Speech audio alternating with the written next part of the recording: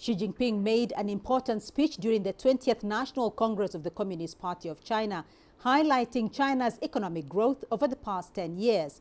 CGTN spoke to an African analyst on key takeaways for the continent.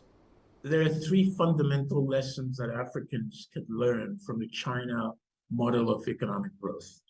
The first one is the quality of leadership that drives such a model of economic growth. And it can be found in two places. The first one is the Communist Party of China, the directions that this group of people put on what is important and what matters.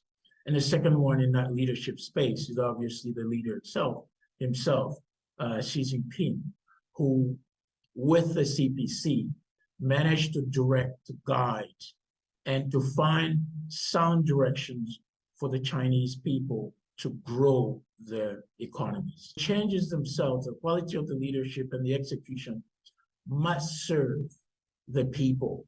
The people are at the center, but they're not exploited per se. They benefit the most of it, as opposed to what we're seeing in the Western world. So these are the three top fundamental lessons that I think that Africans should learn from the China's model of economic growth.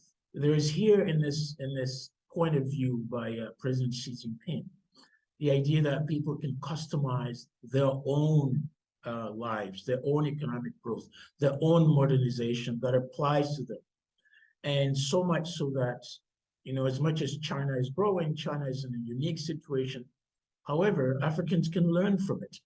They could, in that cooperation with China, use some of the lessons that I've mentioned already to make sure that they customize, their modernization. Technology is one of the most important ones, and China has created a breathtaking list of technological innovation and development the past 20 years. There's an enormous amount of challenges in Africa, poverty, of course, inequality, unemployment, corruptions that divert money away from well-needed resources to change, to fight against poverty.